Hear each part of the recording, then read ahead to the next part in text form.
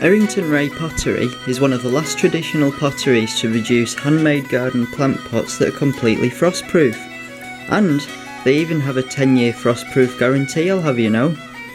It's also one of the two last potteries to use a salt glaze method on the pots.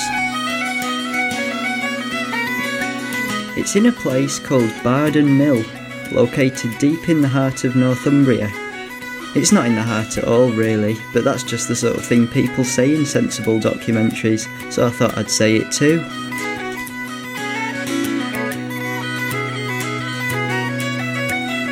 The pottery was originally a pipeworks producing salt glazed ceramic pipes to be used underground, and that was all very nice, but one day someone invented the plastic pipe.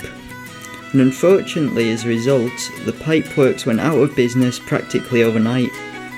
Luckily, the owners at the time were cunning and decided to start making pots with the machinery they had. And hey presto, the pottery was created.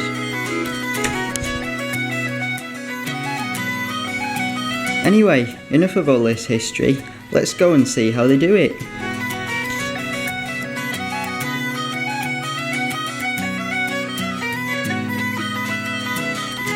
First of all, the bases of the pots need to be made.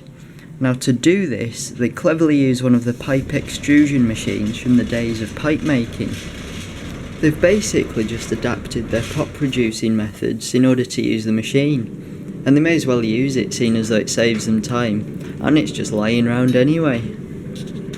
And a small section of pipe is extruded and then flattened, ready to be cut to shape.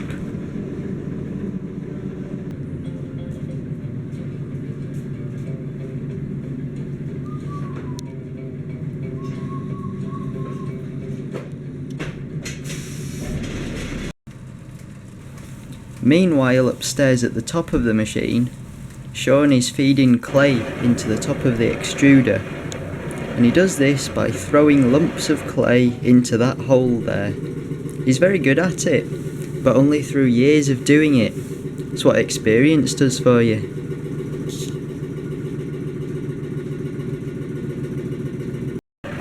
There goes the lump of clay.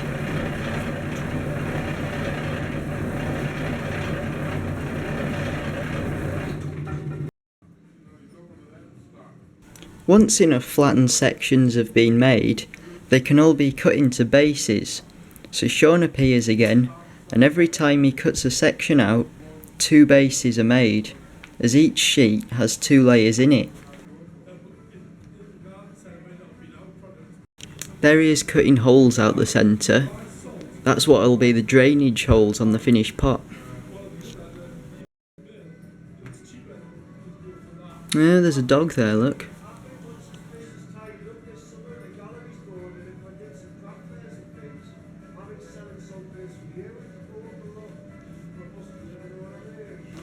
The edges are roughened and the bases are stacked up for the next bit. Come on, hurry up, Sean.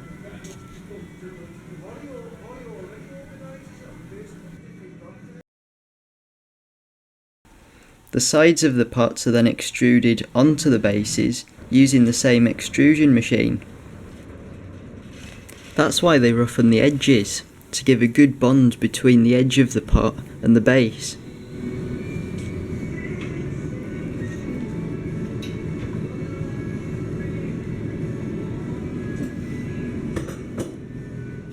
Is it making any sense yet? This is a fast way to produce basic pots. Isn't it just so exciting?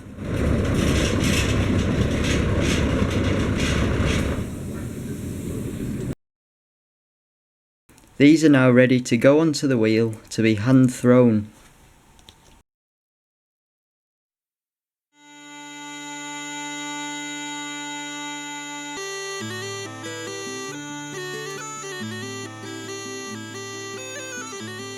Now here's someone starting to make the basic shape of the pot.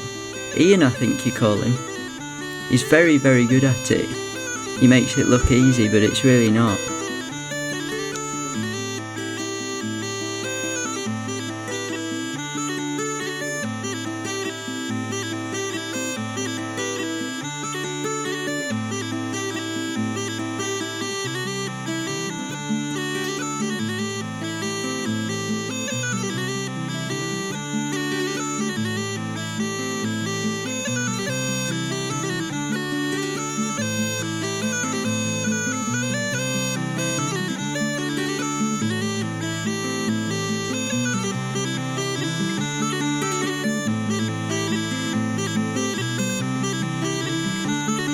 he's just measuring the top there with a stick to make sure he hasn't gone off course.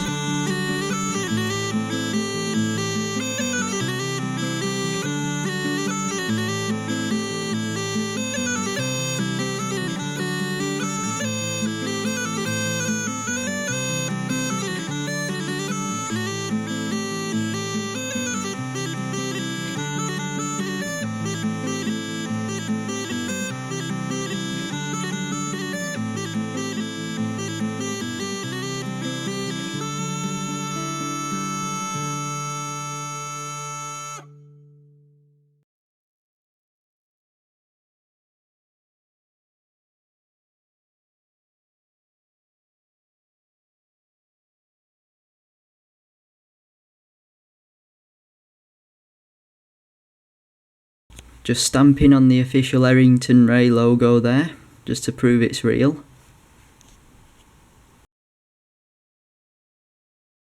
A hole through the side just to attach labels onto.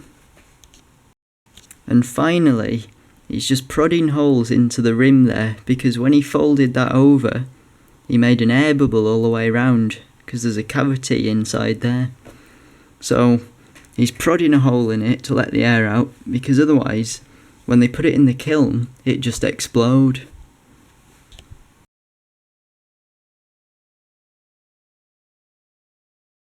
Here's someone making another type of pot.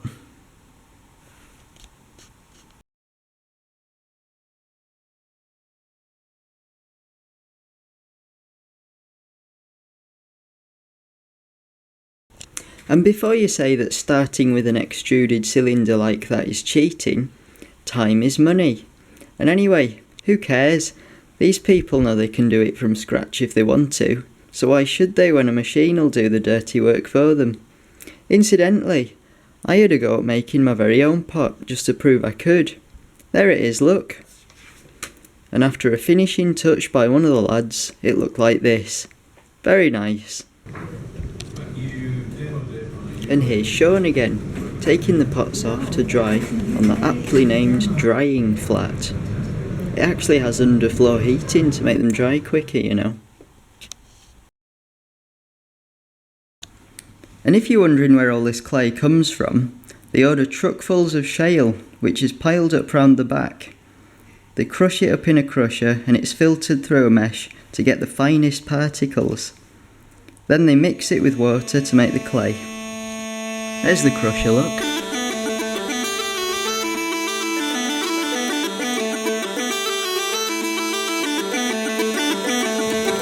The kiln is getting up to temperature, and they only fire pots here once every 3 months. But that's going to take quite a while, so let's take a stroll around the local countryside while we're waiting to see the local things that are there, such as trees and village shops.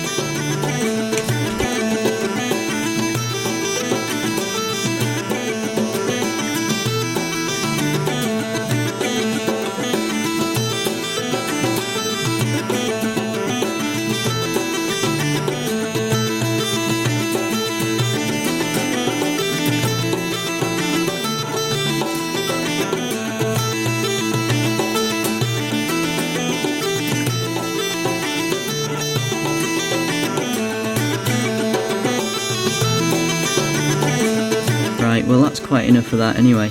So here we go, back at the kiln. These hoppers are filled with coal, and a gearbox at the bottom feeds it into the firebox. At the same time, air is being blasted in to get a good hot fire. Oh, and that there is the wonderful gas sulphur dioxide, which we won't mention for the minute. In fact, thinking about it, we won't mention it at all.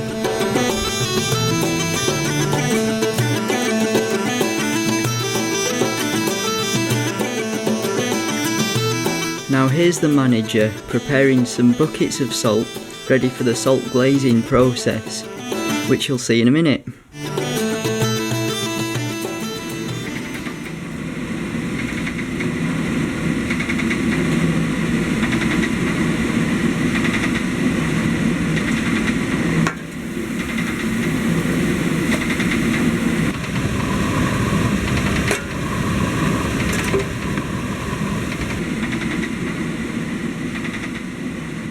Now, at this point, you're probably wondering what the heck's going on.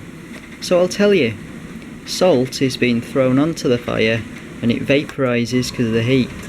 This vapour gets carried over the pots and it reacts with the natural silica in the clay, forming a natural glaze on the surface of the pots. Unfortunately for the locals of Bardon Mill, this process creates quite a lot of smoke.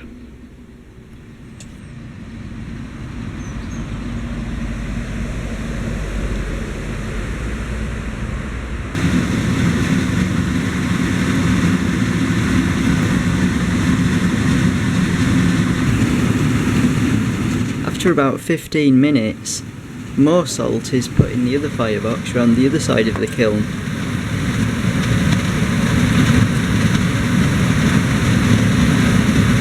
This means more smoke.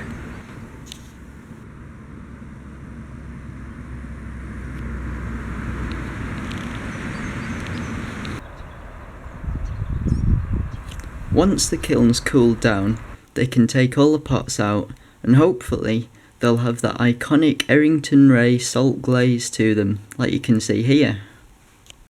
And then they can all be packaged up in crates and sent to various garden centres, all the way from the south of England to the north of Scotland. They do get around. And so, we come to the end of that wonderful little adventure, and we have to sadly leave the little town of Bardon Mill. Bye bye.